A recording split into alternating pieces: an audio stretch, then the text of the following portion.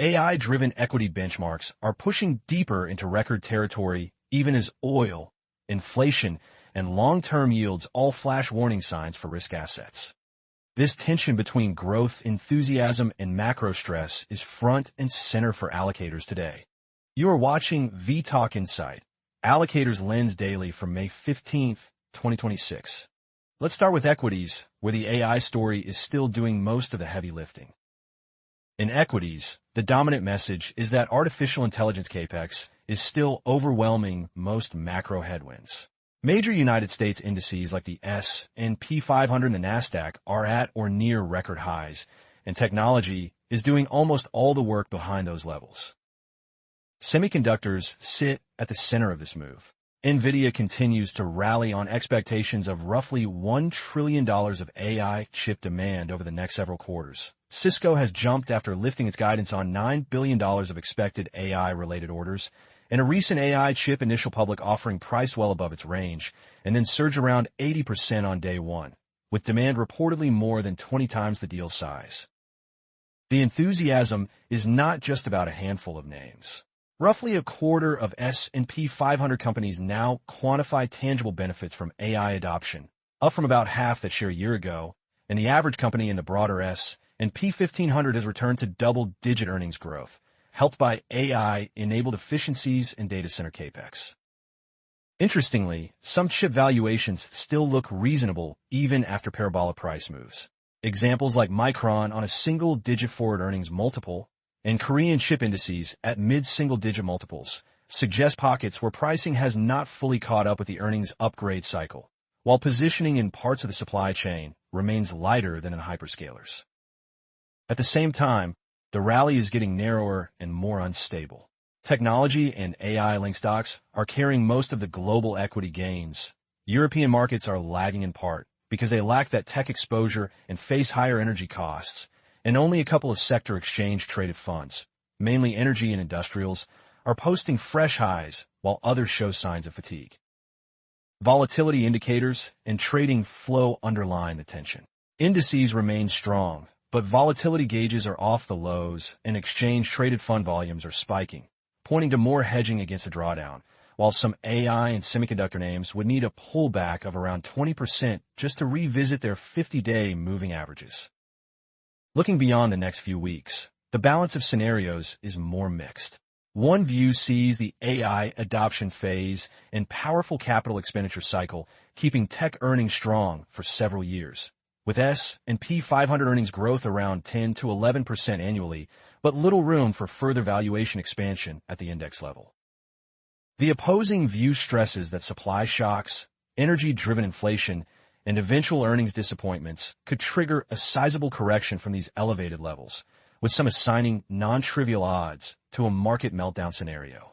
Allocators will be watching whether earnings breadth beyond mega-cap tech keeps improving, how the upcoming pipeline of large AI and tech listings trades in the secondary market, and whether rising rates or geopolitics finally break the equity and volatility rally moving in tandem, which brings us to the rates backdrop. In rates, the picture has hardened around a higher for longer regime after another round of upside inflation surprises. United States producer prices are running materially above target, with headline near 6% and core above 5%, pushing the 10-year Treasury yield toward 4.5% and the 30-year beyond 5%. A recent 30-year auction offered a 5% coupon for the first time since before the financial crisis, yet demand was only lukewarm, suggesting investors are demanding more term premium to hold duration. Markets have largely priced out the prospect of near-term rate cuts and now see a greater chance of an additional hike than an early easing, even as the policy committee itself looks increasingly divided.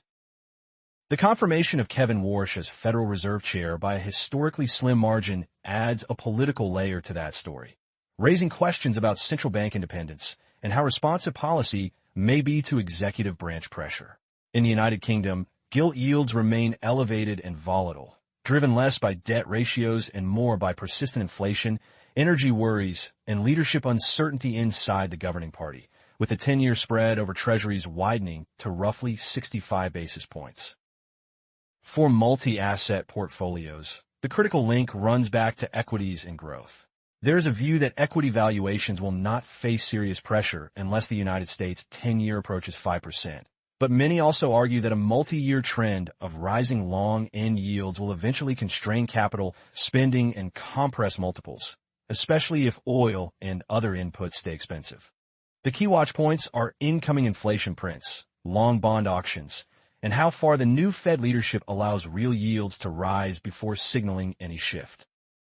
Credit markets so far look resilient in the face of those higher yields. Recent inflation and rate moves are squeezing real incomes and business conditions. Yet corporate issuance is strong as companies move to lock in today's levels rather than risk even tighter conditions later, with large technology and AI hyperscalers reportedly issuing bond deals several times the size of their previous benchmarks to fund data centers and diversify funding sources. On the public side, treasuries, high-quality corporates, and mortgage securities offer more income than in recent years, but not the kind of yields that would normally deliver outsized total returns from here. In private markets, investment-grade style credit can offer roughly 1 to 1.5 percentage points of excess yield over comparable public bonds at the cost of material illiquidity and structural complexity, while asset-based finance is drawing institutional capital as banks shift cash generating hard assets off their balance sheets into private vehicles. Beneath stable headline spreads, stress is building in parts of the household sector. A significant share of Americans are reportedly living paycheck to paycheck, and major banks have tightened consumer lending enough that perhaps 40 to 50% of lower and middle income borrowers are being pushed toward higher cost options, such as payday lenders and pawn shops. For allocators, the combination of robust corporate funding access, expanding private credit opportunities, and rising consumer strain is an important contrast to monitor as the rate cycle matures. Foreign exchange markets are the transmission belt between the rate story, commodities, and regional equities. The United States dollar remains underpinned by relatively high treasury yields and elevated energy prices, and that combination has historically been a headwind for many emerging markets unless the dollar at least stabilizes or softens. Against that backdrop, the Chinese renminbi has quietly been on its longest winning streak versus the dollar since the last decade, signaling Beijing's desire to project financial stability and greater global monetary influence.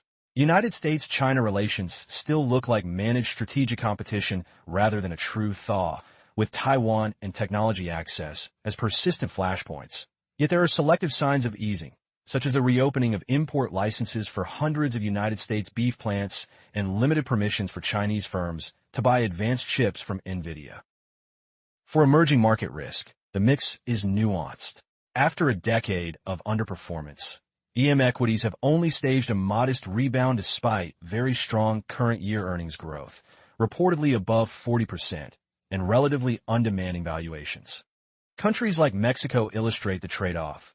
Despite peso volatility, local bond and currency markets are seen as comparatively stable, helped by fiscal measures that shield consumers from energy prices and support infrastructure spending. But sustained outperformance still depends heavily on the path of the dollar and global risk appetite. Commodities remain at the heart of the macro risk discussion, led by oil. Escalating tensions around the Strait of Hormuz, including vessel seizures, attacks on tankers, and threats to choke off shipping lanes, have pushed crude prices above $106, with petrochemical markets swinging from trough to peak pricing in a matter of weeks as supply is rerouted or delayed. Even if the strait were fully reopened, experts suggest global petrochemical supply chains could take close to 9 months to normalize, which means the inflationary impulse from this shock could be longer lasting. G7 governments are discussing further releases of strategic reserves, but any relief is likely temporary, and persistent energy volatility is already accelerating Europe's push into renewables, electric vehicles, and storage, with some estimates pointing to a required 60 to 70% acceleration in renewable build-out by the end of the decade. Gold also features prominently in this environment. Some market participants see the combination of geopolitical risk, large central bank balance sheets, and concerns about policy credibility as powerful tailwinds, with very ambitious price targets framed around gold's role as a diversifier against equities and fiat currencies. For allocators, the key is how sustained oil and petrochemical tightness feed back into inflation, rates, and ultimately corporate margins, completing the loop back to equities and credit. Stepping back, the cross-asset picture is one of powerful but narrow equity strength colliding with a stickier inflation and higher for longer rates regime, underwritten by triple-digit oil and persistent geopolitical tension. AI-linked earnings and capex are still driving global benchmarks, yet volatility, concentration, and rich multiples leave the equity side more sensitive to shocks from bonds and commodities. While credit remains open for business, even as household stress builds and private markets absorb more risk. Foreign exchange and commodities sit in the middle of this, with dollar dynamics, renminbi policy, and Middle East supply risks likely to shape how much of today's enthusiasm can extend across regions and asset classes. Over the coming weeks, watching the 10-year Treasury's distance from 5%, the behavior of oil around key geopolitical headlines, and whether earnings breadth keeps improving beyond mega-cap tech will be critical for any top-down allocation framework. This video is for information only and is not investment advice. If you found this video useful, please like and subscribe to vTalkInsight. Alternatively, visit vTalkInsight.com to chat with our specialized AI market assistant and access the latest interactive market insights.